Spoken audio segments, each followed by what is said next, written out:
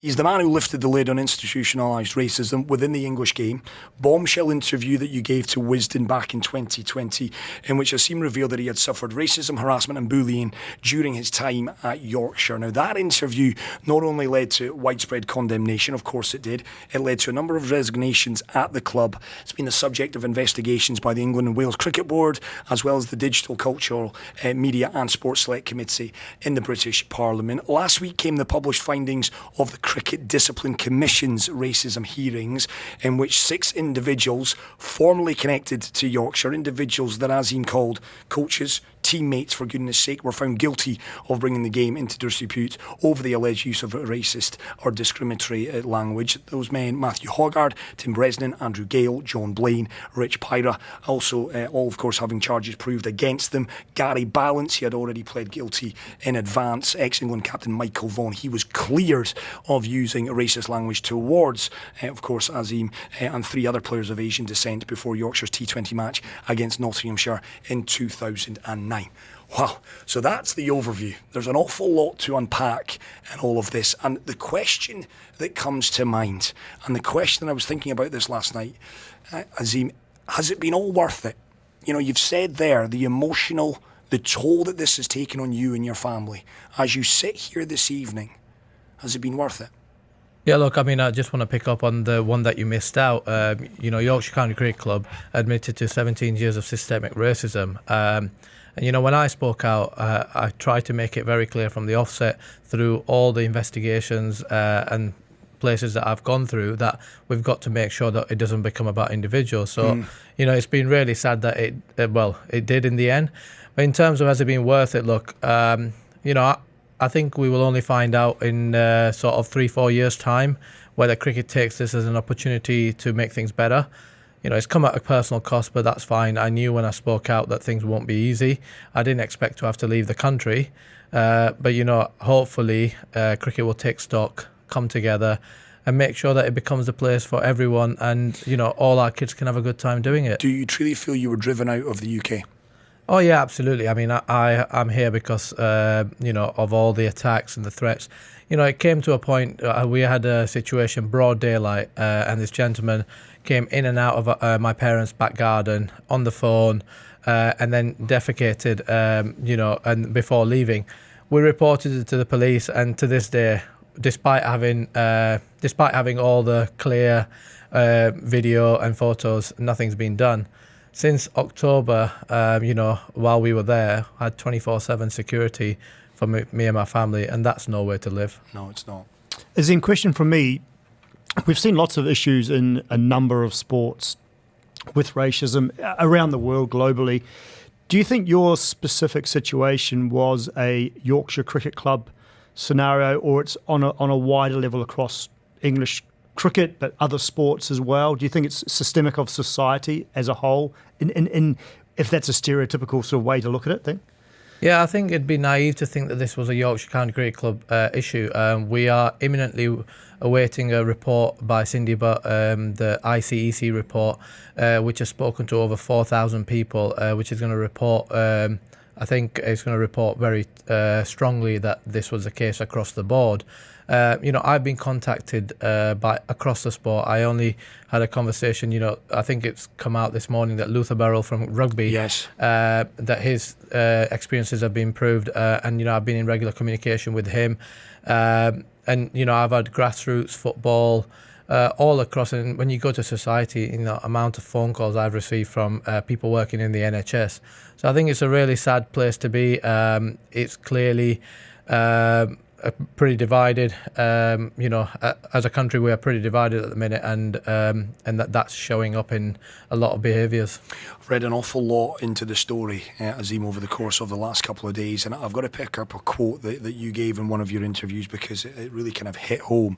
You were asked about the toll that this has had on you, and again, I'm quoting you in a previous article. You said, "The inside of me is broken to the absolute core. The level of trust that's been broken inside me, I don't know whether that will ever heal."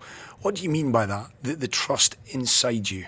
Yeah, look, I was let down by the very people that I trusted. I spent, I grew up with these guys. When I lost my son in 2018, which is, predominantly where a lot of my, made me look at what had happened and speak about it.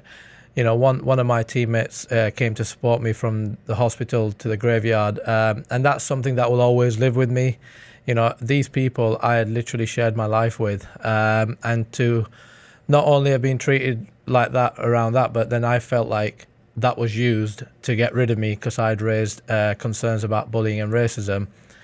And then every point of where I've gone, you get told to report these things, and I reported it in 2017 internally, in 2018 internally, in 2018 again internally, and then had a meeting with the CEO, the director of cricket, and the Professional Cricketers Association, who were supposed to be on my side. And when we did the subject access request, and then we saw in the hearings that my own player development manager was actually not on my side. So, I've seen people have memory failures, people who you think would support you have sort of looked the other way, and, that's been tough. Can I just pick up on something you said there, the tragic passing of your child? One person, one colleague of yours showed up to the funeral to offer their support and their condolences. Do you feel that was your colleagues backing away and not giving you the support when you also needed it because you were seen as a whistleblower at the time? Well, I wasn't seen as a whistleblower at the time. I'd reported what I felt at the time because, you don't want to. Of course not. As a person of colour, when you start believing you're being treated differently because of your race or religion, it actually becomes so tough within yourself, and you try and look at any other way why you could be being treated differently. So initially I reported it as bullying. I just felt like that was everyone just going, oh, well, we can't be part of this. But, when something so... Like I said, these people my mum's cooked food for them. Some of them have stayed at my house, known each other for a very long time. And this was a very human thing that I was going through. And to get treated that way was, I don't think that will be something that I will ever be able to forget. And Azeem, it doesn't just affect you, it affects your friends, your family in particular. Your much wider network and extended family. I was saying off air, I actually met Azeem's sister last year at a cricket conference in Birmingham, and we spoke for about 15, 20 minutes. I didn't know the connection, but she works in cricket. She is a cricket female development officer, building the female game in different parts of the world. Yeah. She was doing it in the UK, and she's also been affected by the situation, as have your parents. So I feel that to be really, more a tragic situation as well, that your family now is drawn into the whole saga as well. I think that's the thing, I think my sort of struggles or my feelings have been well documented. Very early on, I was getting some mental health support, and the one thing that has allowed me to be able to cope with this in whatever way I have is that I've been very open about how I'm feeling. But, I have a sense of guilt, or, the effect on people around me has been huge. My dad's health has, deteriorated quite dramatically over the last 2 years. My mum, who's who's normally in good health, has ended up in hospital. My wife's traumatized. My sister's professionally Career. has had to suffer.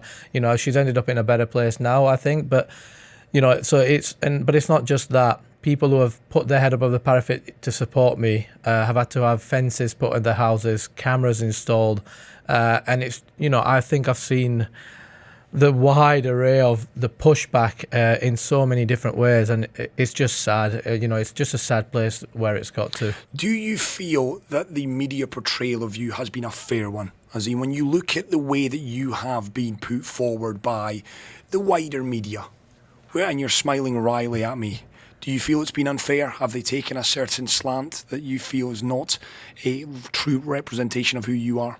Well, look, I don't want to brush everyone with the same, I don't want to put everyone, and also it's quite an interesting conversation because initially, if it wasn't for the media, I would have never been heard. I've had incredible support from George DeBell, who's championed the whole cause incredibly. James Butler, another journalist who has been outstanding, and actually right up to DCMS, there was a lot of support, and it felt like that was my only way to be heard. But then, you've had sections, and you expect it from some because, they have loyalty to certain individuals. But I think some people and local press, I think, have caused real damage. Yorkshire Post in particular took a side very early on and have never sort of tried to even look at what the effects are. And I think a lot of sort of what happened there has caused a lot of the stuff locally. But, even the decision from Friday to now, 7 out of 8 charges were upheld. And I've not seen any of that. It's been very much sort of one that wasn't upheld. Yeah. And, I expect that. I've had a good understanding of how the media works as well over the last 3 years. So I don't want to put everyone in the same bracket, but, ultimately, everyone's going to have to reflect whether it's 5 years down the line or 10 years down the line, and they can look back at what part they played in this whole episode, and history will either remember you on the right side or the wrong. And I don't bring this to the airwaves lightly, but, I asked you just how bad did it get? And, I'll let you answer this in your own words. I mean, you literally plumed the lowest depth that any man or woman could get. Yeah, I came close to taking my life a couple of times, and that's how tough it got for me. And even now, like, I think anyone that's followed the thing over the last few years know that I'm pretty emotional that I can get. But, I've started to get really good and don't get emotional stuff. But whenever I talk about this, it still sort of comes back to me, that point, that evening on my balcony. And, I didn't even realise, Chris, that this is what it was doing to me. In everyone's eyes, I was living the dream. In my family's eyes, I was living the dream. And I was basically coming off at the Ellen Road junction and just hoping for someone to hit me, just to have a car crash so I could have 2 weeks in a hospital and just, get some respite. I'd been taking antidepressants, citalopram, since 2013. No idea why I was taking them or feeling the way I was. I'd been youngest ever Yorkshire captain a team full of international stars, Mitchell Stark, David Miller, Bairstow, Root. It just, there was no reason for me to be feeling how I was. And clearly, under the skin, that's what was going on. And it just added. And now as I reflect back, and one of the things that came out of the CDC hearings, like my sister got called an FP, a fit P word, and, and I didn't say anything. And I didn't do anything, and that's how normalised it became in that environment. And I look back, it got to a point where when we were socialising, I was being called at it from like staff that worked in the stadium, people that worked in the local bar, and I'm like looking back and thinking, how did I let that go? But as I said to you off air, as a person of colour, you don't want to believe that you're being treated differently because of your race or religion, because that becomes so difficult to deal with within yourself, because you look at most things with that lens then. And for a very long time, I was looking the other way till it became practically impossible for me to look the other way. Do you think, Azeem, when you're a young cricketer coming through the system at Yorkshire, you're in the second team, you're into the first team, you're knocking shoulders with internationals, that dressing room banter just becomes quite normal? It's just you accept it as part and parcel of being in a team sport dressing room. And it's only as you got a little bit more older, a little bit more mature, and a little bit more wise to the situation, and recognise different things, as you say, around the ground. Looking back, it's been there for a long time. Oh, absolutely. I mean, I hate the word banter because, all the time it's at the expense of someone else, no matter what the conversations is. And, I've had this conversation with people, well, dressing room sport, it's, people, it's tough and stuff. It is, but there's a line, and leaders and the environment need to know when to stop it. And I was being called this on the team bus in front of everyone. This is no, and as we'll see, the ICC report and stuff will reflect that this has been so normalised that no one even saw anything wrong with it. And I actually feel sorry for some people, because you come into that environment as a 15-year-old, and you've got people, your heroes, using that language. you've got two choices. Even if you recognise it, you speak up, you never play a game of cricket in your life, or you just keep your mouth shut and carry on and try and have a career. The fear of when you speak out is that your career will be ended.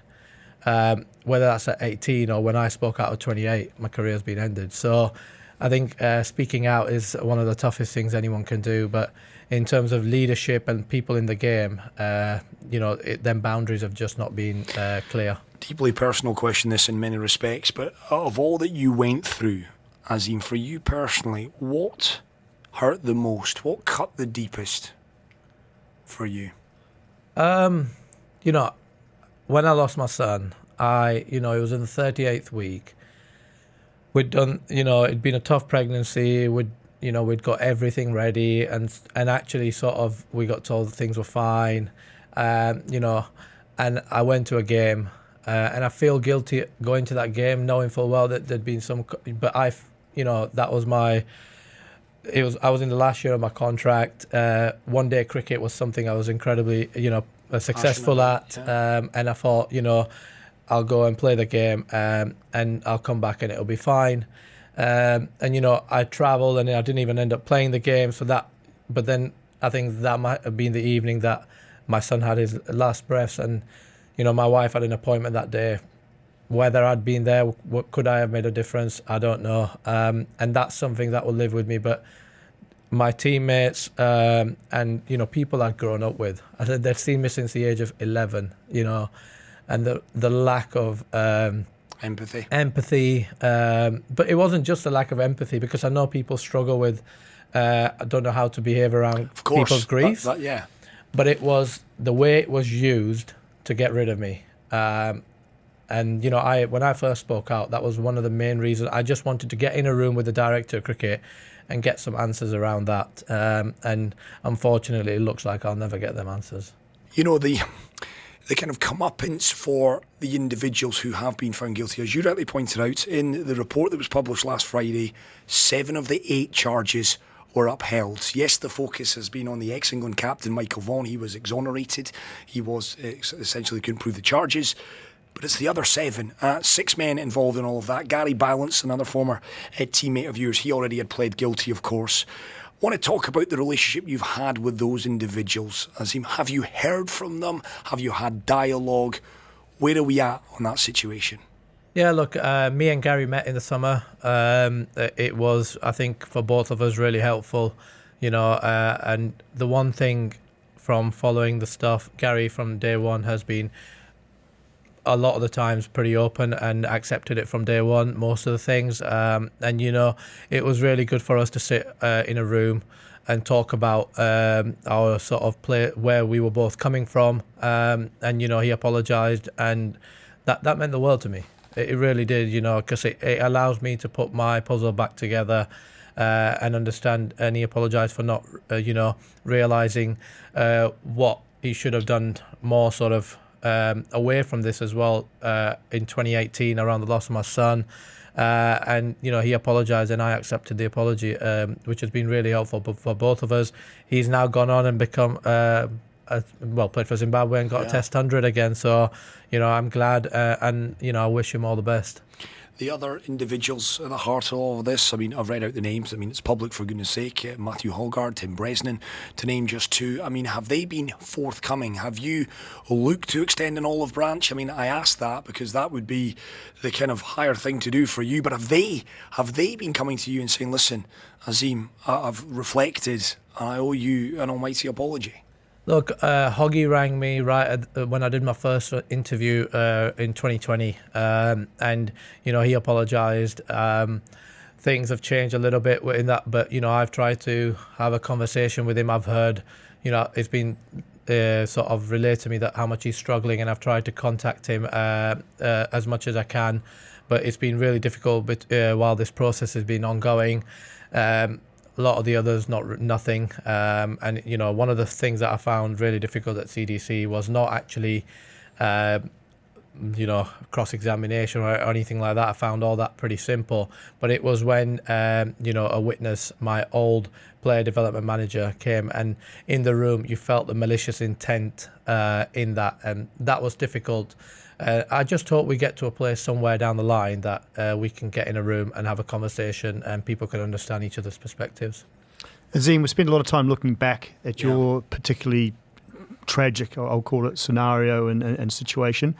Looking forward from your perspective, what does Yorkshire cricket have to do to change? What does cricket and sport have to do to adapt and move forward and be a better? And what does society have to do to be a better place? And I think that's so important that, we can't forget what's happened, because if we do, it'll happen again. But we need to learn from it. But it's the next 5 years that will show how important this has been, how we come together.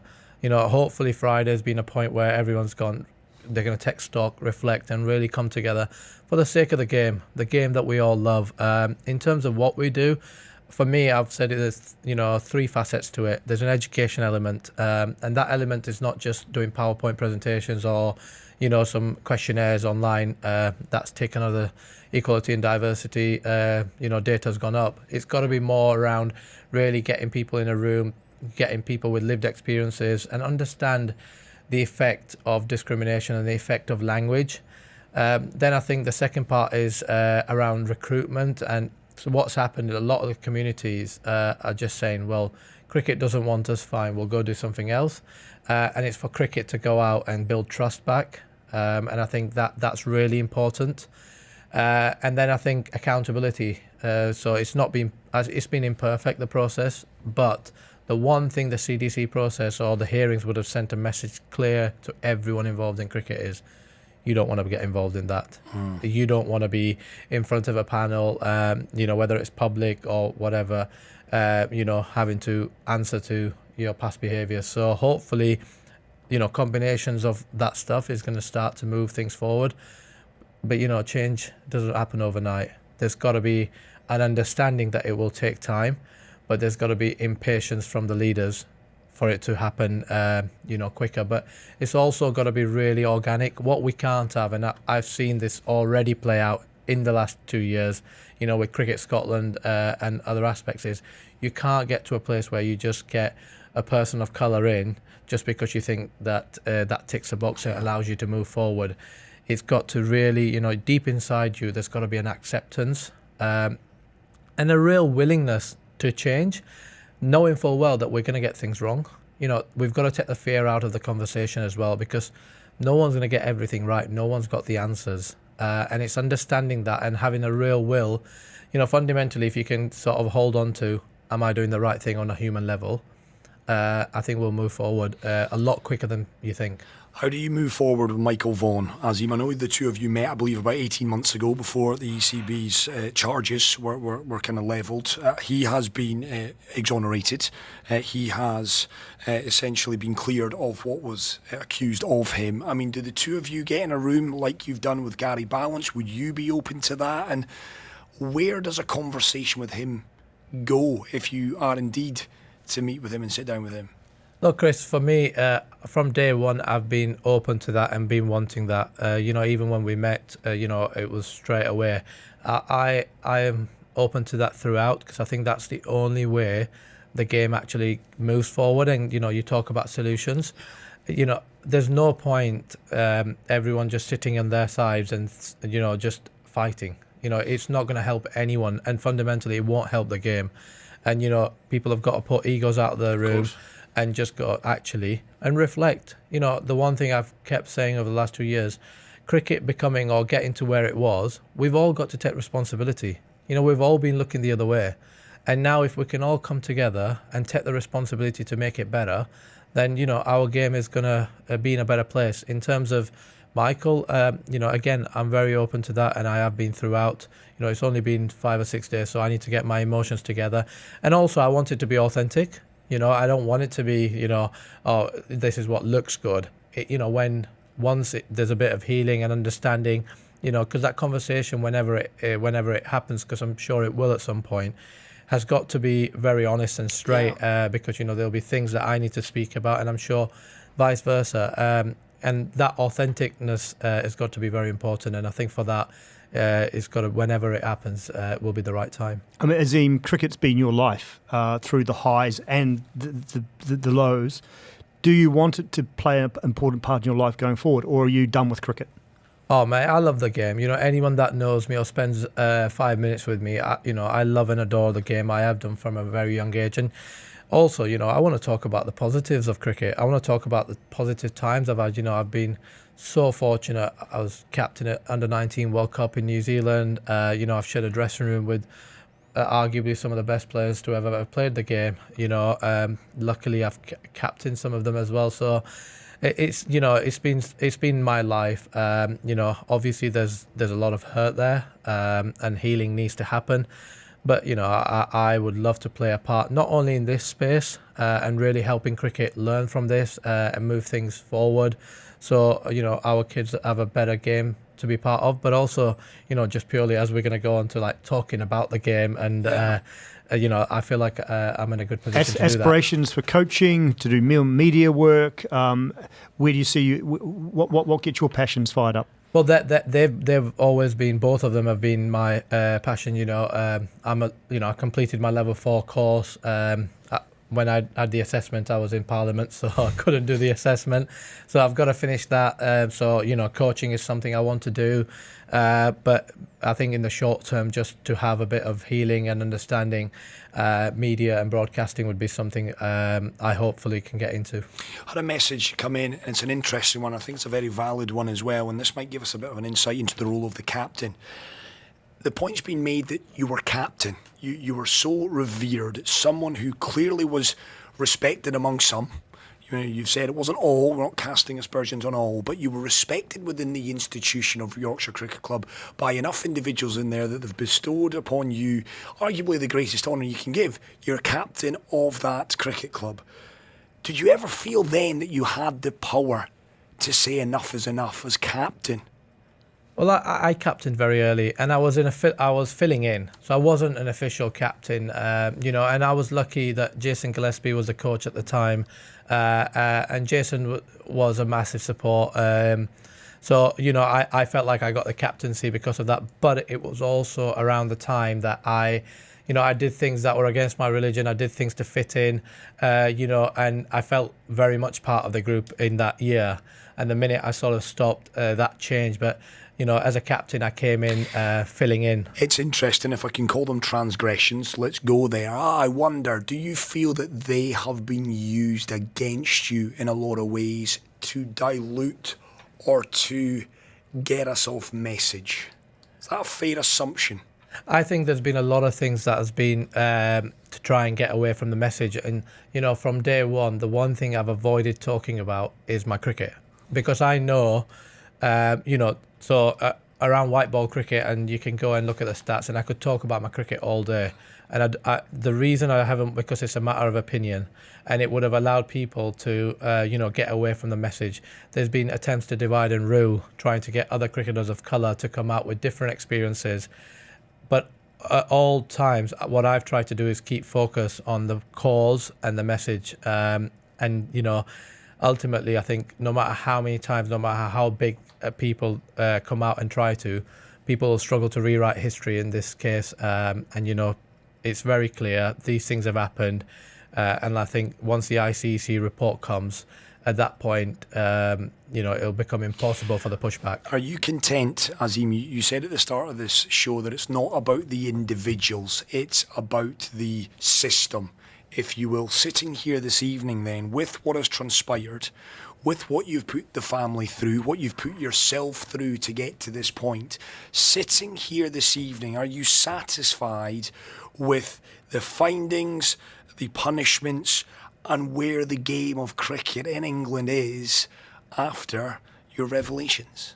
Well, look, I mean, I don't agree with one of the findings, but I'll respect it. I've read through over the weekend and stuff. It doesn't make sense to me, but that's not the point. For me, from day one, it's been making sure that it doesn't become about individuals. The sanctions are only going to happen in the next month, and I think for the individuals in Yorkshire, for me, I think that's got to be people. If there's an acceptance, people have really got to be looked after at that point. I don't think smashing big sanctions is going to help anyone. It really has to be now about healing, coming together, understanding each other's perspectives. And I actually feel like, a lot of people involved in this can play a big part moving forward. And I think, what a great place it could be if we, in 10 years' time, we could all sort of sit in a room and actually talk about it and look at where it's taken the game and hopefully other sports and our society. I just wonder, and it's a question I was kind of going around in my mind today, Azeem, and this will be the final line on this, and then we'll look ahead. From a career perspective, have you thought about this, about your role as a whistleblower and what that may mean for you moving forward, good or bad? As you sit here this evening, your thoughts on that? Yeah, look, there's days where I think, God, what am I going to do for the rest of my life? But whenever I speak about it, and there's never enough time. I've been so fortunate, Chris. I've had the most incredible support outside of cricket. Whether that be legal through Mishcon de Reya. Mishcon de Reya have represented me over, for nearly 2 years pro bono. It's been incredible. Doughty Street Chambers. I've had such great support, but it's not just that. Over the last 12 months, I've spoken at a Google event, with Gordon Brown, which was incredible. GQ Heroes. So I've had a real great support outside of cricket. And because of that, a lot of people have tried to, help me look into what I will do next. I'm very much a glass half full person. I trust Allah. I trust myself, and I'm determined to make sure what my next stage is so positive that everyone looks at me and goes, actually, I don't want people to feel sorry for me, and also I want people to look at me and go, actually, you can have a positive life after being a whistleblower. At the same time, I'm incredibly proud of what I've done, and I know it will be something that will always be part of me, and I won't shy away from that responsibility either. Azeem, it's a tragic and sad story off the field for cricket. English cricket as a whole, particularly red ball, is in a really positive place at the moment. Massive series Ashes in the UK this summer. It's actually, if you're a cricket fan, it's going to be really something to look forward to. Yeah, I mean, look, since Brendan McCullum's coming in, I don't think Rob Key gets enough credit. I think, brave move, wasn't it, really? Well, basically, in January last year, I tweeted something like English cricket should get Rob Key involved right at the top, and he sent me a message saying, if I lose my golf career because of you, you're going to have me to worry about, not just Yorkshire. Started laughing. 3 months down the line, he got it, and I think he's absolutely brilliant because he's been in the game recently. He's really good with people, and he really understands cricket, and he's happy to do things not just by how it's always been done. Yeah. And I think that's been clear with his appointments. But it's then it's the players. I think the players deserve a huge amount of credit to be able to obviously Ben Stokes' leadership has been outstanding, but for them to go out and do what they've done over this last sort of 14 months it's been now, it's been incredible. It's been great viewing, and I think it sets up for an outstanding Ashes. You've come to life. I've seen your face light up. I guess your enthusiasm for cricket hasn't been dimmed, and that's a big takeaway from this conversation this evening, Azeem. And what you've proven to me is, because we're out of time, is we need to have you back in. I want to thank you, Azeem, for your candidness, your openness this evening. Thank you for joining us for the past hour, and I mean it when I say, now that you're a Dubai resident, the door's always open. If you ever want to pop in and talk just cricket, we'll always have you in, my friend. So thank you so much. Thank you. Thanks for having me. Dubai Eye 103.8. Join the conversation.